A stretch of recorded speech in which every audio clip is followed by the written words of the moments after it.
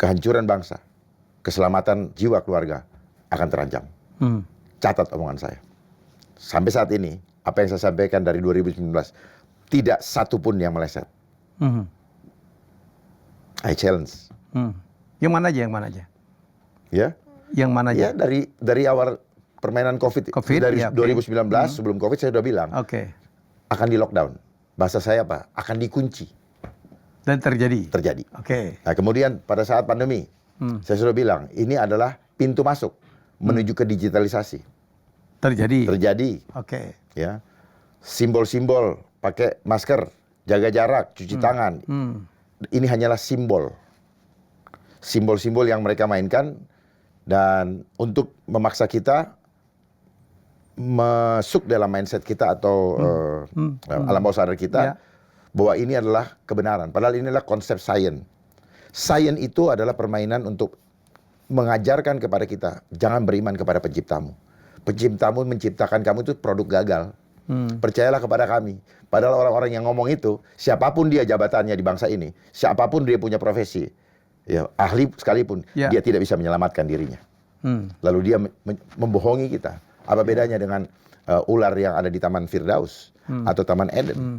Dia memanipulasi. Sama, sains itu konsepnya seperti itu. Pak Dharma kan pernah menunjukkan depan saya bahwa COVID itu tidak ada kan? Tidak ada. Dulu ada orang yang takut sekali, termasuk istri saya itu. Kalau habis pegang uang, saya disemprot-semprot. Dan karena di situ katanya ada bakteri, ada virus. Pak Dharma begini-giniin uang. Sampai hari ini. Tapi kenapa banyak yang mati ya? Bapak mau balik lagi ke sana? Iya, cuman ini supaya untuk convincing dianya ada penonton baru. Banyak yang mati. Banyak jadi korban lah. Sebenarnya pertahanan kita itu adanya di apa? Di pikiran. Nah, pikiran ini dari hasil apa yang kita lihat, kita rasakan. Ya, kita lihat, kita rasakan. Nah, kita lihat dengan mata. Mereka menjanjikan lewat media. Mereka suruh kita masuk rumah dan hanya main dengan handphone dan media. Tidak bisa terhubung dengan orang lain atau keluarga lain. Sehingga yang mereka sajikan kita pikir adalah kebenaran. Ini adalah virus. Apa yang mereka sampaikan kita imani sebagai kebenaran karena mereka sampaikan berulang-ulang. Jadi mereka sedang membangun opini dengan menggunakan narasi-narasi yang sebenarnya itu adalah cara memanipulasi mindset kita. Ingat, perubahan mindset kita akan menghasilkan perbuatan. Perbuatan akan menghasilkan kebiasaan. Dan kebiasaan akan menghasilkan karakter, dan karakter akan menghasilkan budaya. Makanya budayanya adalah budaya new normal. New normal. Nah, kenapa banyak yang meninggal? Kenapa banyak yang masuk rumah sakit? Karena memang programnya adalah giring mereka dengan cara menggebah, menakut-nakuti, dan itu akan mempengaruhi alam bawah sadar. Ketika alam bawah sadarnya sudah terpengaruhi, walaupun mulutnya bilang, oh saya tidak takut, lidah tak bertulang, tapi perasaan dia, batin dia tidak bisa bohongin. Pikiran dia. Pikiran akan menghasilkan rasa, Pak. Betul ya? Betul tidak? Pikiran akan menghasilkan rasa. Hajar terus pikirannya, jebol, rasanya amburadul. Dan benteng tubuhnya pun hilang. Otomatis, karena pikiran menghasilkan rasa. Dan begitu rasa terbentuk, seluruh tubuh kita akan menghasilkan biokimia yang tidak koheren atau yang mengeluarkan hormon-hormon beracun seperti kortisol. Dan yang terjadi adalah apa? Cytokine storm. Terjadinya badai imun yang tak bisa dilawan lagi. Nah, kalau kita berbicara sains, ini mereka tidak akan buka nih, Pak. Rahasia ini. Bahwa ini adalah permainan nir material. Permainan metafisika. Yang banyak orang tidak paham. Karena selama di sekolah kita diajarkan apa? Fisika atau Newton. Bukan kuantum. Ini yang membuat orang tidak paham. Sehingga ketika tubuh kita sudah berubah kimianya, karena di dalam tubuh kita tuh ada namanya hormon, ada enzim, dan ada imun. Nah, itu sudah yang genuine dari Tuhan, kemampuannya menurun. Ditambah selama ini kita suka mengkonsumsi hal-hal yang tidak baik, sehingga itu mempengaruhi kekuatan imun, kekuatan potensi sel kita. Itu menurun. Nah, setelah itu digiring dijatuhkan lagi mentalnya, sugestinya dengan apa?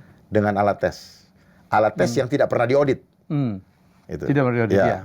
Ya, yang harganya saya tahu berapa perak lah. Not more than. Kalau nggak salah dulu ada yang mengatakan bahwa vaksin itu ternyata placebo aja itu dulu ya. Ada satu statement dari satu perusahaan besar gitu ya, bahwa itu bukan seperti yang dia pikir akan membunuh semuanya ya Pak Dharma ya. Ntar dulu, sebelum saya lari ke placebo tadi. Nah tadi, terus kemudian mereka memaksa dengan protokol. Memaksa dengan protokol. Ya, memaksa. Jadi mereka ini memaksa sebenarnya, cuman memainkan protokol. Protokol itu persyaratan yang memaksa. Dan didesain itu? Ya, of course didesain. Makanya jauh hari sebelumnya, tahun depan akan terjadi ini, berarti mereka panitianya. Catat itu, lihat di digital, jejak digital, dia ngomong begitu, ya, dia udah mempersiapkan. Kayak orang bikin proposal, mau bikin acara. Ya, gue butuh dana sekian kan. Termasuk gitu. ada di Bart Simpson pun ngomong gitu ya. Oh, itu bagian. Kalau itu bagian daripada mereka. Propaganda. Ya, bagian daripada mereka. Jadi orang-orang yang ada di sini, saya pikir selama ini, saya kan dulu lugu-lugu ya Pak, pikir ini. Setelah Tuhan bukakan berbagai, ternyata apa? Mereka bagian daripada itu. Karena kehidupan ini adalah kapitalis, sistem kapitalis dan semuanya adalah industri. Makanya dibilang revolusi industri kan. Semua harus bisa diindustrialisasi supaya dapat dimonetize. Dan semua yang kita lakukan, semua larinya bagaimana memonetisasi. Betul nggak? Ya, ada negara yang tiba-tiba hutangnya jadi banyak. Ya. Nah, sebentar. Nah, terus mereka harus masuk ke ruang isolasi. Isolasi. Karena begitu dinyatakan positif, walaupun ini false positif. False positif dan false negatif. Nah, ternyata mereka di sana tidak boleh ditemenin oleh satu orang pun. Tidak, saya ngalamin. Saya pernah diisolasi 11 hari. 11 keluarga hari. tidak boleh ada di dalam sana. Dokter pun datang ketutup semua. Iya. Untung Helmi Yahya. Coba kalau nobody, no one care of you. And they will not treat you well. Oke? Nah di situ. Terjun payung itu nyali. Terjun payung karena ini adalah pertarungan apa? Pertarungan spiritual yang terjadi ketika Anda sendiri. Manusia lagi masalah, lagi sakit, jangan biarkan sendiri. Lalu satu lagi saya kasih buka rahasianya, tidak boleh bawa handphone. Kalau Mas Helmi masih bawa, berarti apa? Karena Mas Helmi. Kalau saya bukan, masih bawa handphone. Karena Mas Helmi. Dan dokter saya bilang, Mas Helmi jangan mikir macam-macam.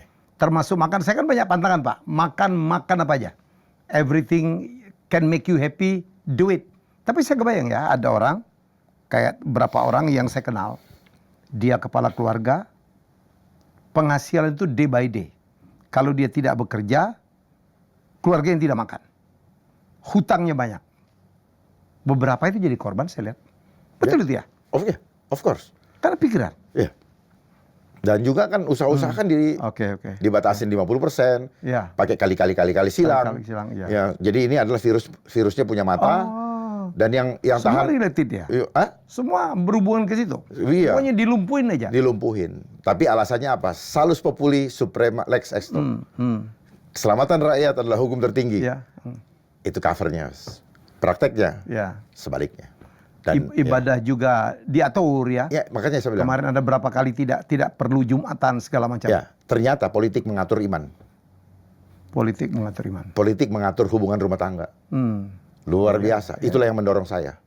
Ternyata jangan alergi terhadap politik. Politik ada dua versi. Makanya Anda harus masuk sekarang. Saya masuk. Bukan untuk saya. Jadi saya masuk, saya terjun untuk menyelamatkan jiwa orang lain. Bukan saya. It's not about me. Saya bisa kabur. Karena pada saatnya nanti kota akan menjadi tempat killing field-nya mereka. Killing field-nya kita. Karena kenyamanan adalah racun dalam kehidupan kita. Dan kita begitu di kota begitu senang dengan lampu-lampu. Kita tidak mau orang yang selamat, orang yang jauh di pedalaman. Kembali lagi kepada masalah hutang tadi kan. Betul ya. Kepada masalah hutang.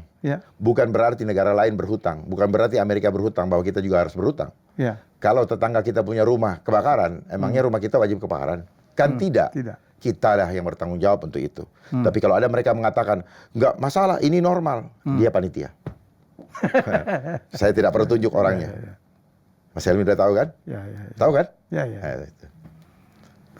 Saya nggak suka sekali dengan kebohongan yang dimainkan dengan sistem. Itulah misi besar Anda kenapa mau muncul lagi jadi DKI 1. Dan saya akan berjuang sampai konsekuensinya tidak gampang. Nggak ada masalah. Pak Dharma, saya 3 kali pilkada ini. Ya, saya pikir saya nggak kalah gitu. Semua elektabilitas oke, popularitas mentok, kapasitas oke, tetapi pertarungannya wow. Pertarungannya itu it's not about that. Pertarungannya ada tentang money politik, ya kan? Kecurangan di mana-mana gitu. Ketegaan-ketegaan yang luar biasa. Ya, itulah kehidupan dinamistik, Pak. Hasilnya statistik kan? Betul? Hasilnya dicatat dengan nama statistiknya sekian. Ya. Tetapi proses untuk mencatatkan statistik ini dilakukan oleh manusia-manusia hidup. Dan ada permufakatan di belakang layar. Dan kita harus mengamini apa yang inilah yang disebut. Dan Anda harus siap menghadapi ini. Ya? Anda harus siap menghadapi ini.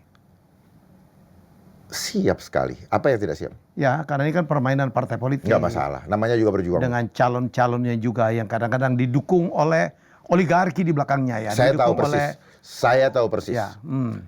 Ini adalah pertarungan antara Musa dengan Firaun. Ya. Bukan dengan Goliat lagi. Karena sistem. Ya. Karena sistem. Karena sistem. Dan I will fight for it till I die. I will fight at any cost.